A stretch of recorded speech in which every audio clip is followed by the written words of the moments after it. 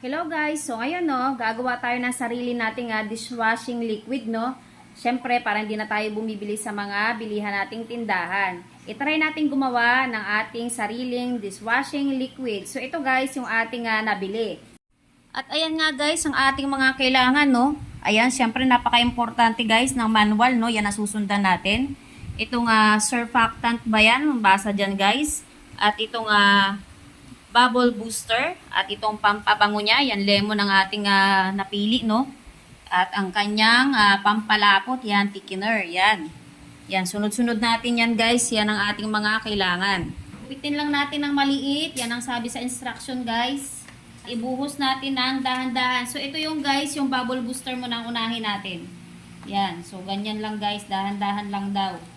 Hanggang sa maubos natin to. So medyo akala natin madali lang yung ganito guys, no? Pero mukhang madali naman pero matagal ang proseso. Yan, yung napapanood kasi natin mabilisan na lang eh. So edit na lang to guys. So ito yung bubble booster guys, yung inuna natin. Dahan-dahan lang daw. So ayan guys, no, mauubos na natin itong una nating ilalagay, no. Nakamas tayo guys kasi medyo maamoy siya. Yan. At isunod na natin guys itong yan, di ko alam kung paano i-pronounce to guys. Surfactant or surfactant. Maliit lang din daw ang gupit.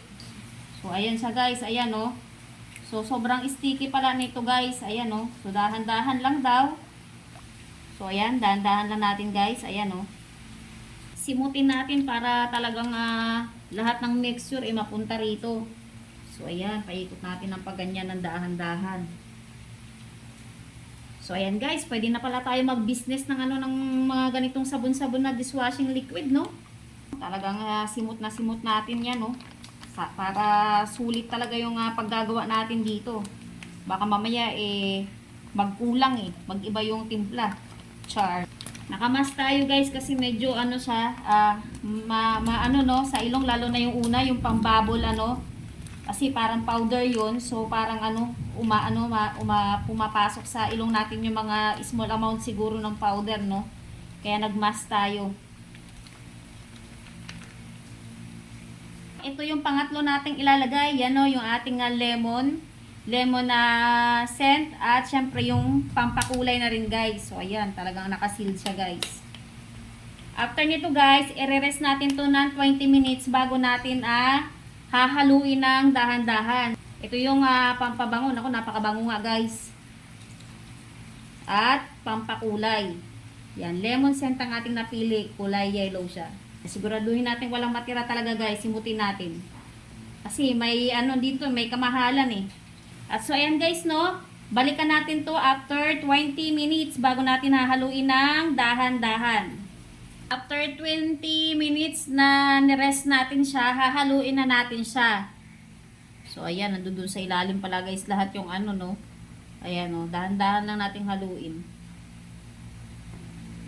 At pag after ng nahalo na natin ng mabuti, saka natin ilalagay yung isang ingredients na ito guys.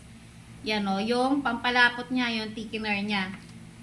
Yan na yung pinakamatagal na proseso.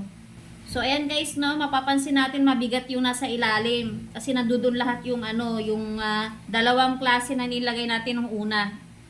So ayan guys, meron tayong emergency light dito para maliwanagan natin ng mabuti yung nasa ilalim kasi hindi natin makita kung meron pa ba doon na malapot na sticky, no. Ayun siya. So meron pa guys. So medyo matagal-tagal pa tong haluan na ito guys. Halo na natin na mabuti to yung kanyang sticky doon sa loob na sa ilalim. At yan, ito ng thickener ang ating ilalagay. So, napakalit ng butas niyan guys, no? At itong ating panghalo. So, dahan-dahan nating ilalagay habang hinahalo. So, ganyan lamang guys. Dahan-dahan lang din yung halo niya. So, talagang matagal siyang gawin guys. Pero talagang hindi ka nabibili ng dishwashing liquid, no? Kapag ikaw na yung gagawa.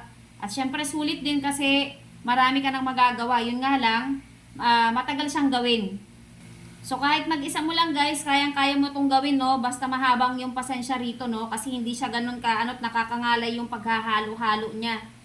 Siyempre kailangan hahalo-haluin mo ng dahan-dahan lang, no? Yan, kita mo yan, no? So para malulusaw siya, pantay ang paglusaw. So matagal to guys. So, ayan guys, no, magto 20 minutes na tayo nagkaganito dito ng dahan-dahan lang. Ganun katagal, no?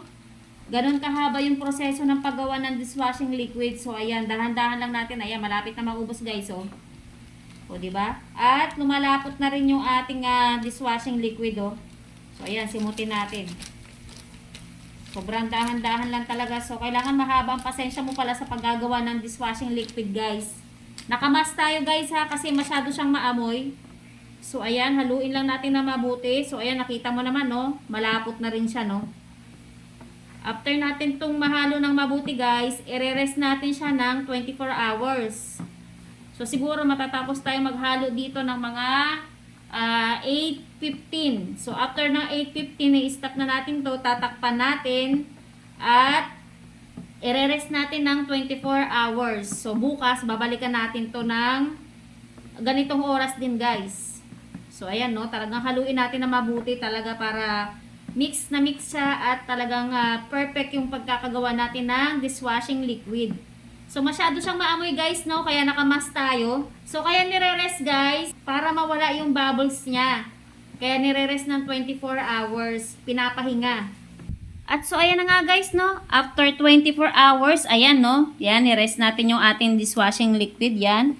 Haluin natin. Tinam naman guys, napakaliwanag, oh, 'di ba? O para tayong nananalamin, 'di ba? Yan, perfect na perfect 'to. Ayan, kita mo yung lapot, guys. So ayan, oh. Wala na rin bubbles, guys. Ayan, oh. Clear na siya. At ayan lamang, guys. Thank you for watching and bye-bye.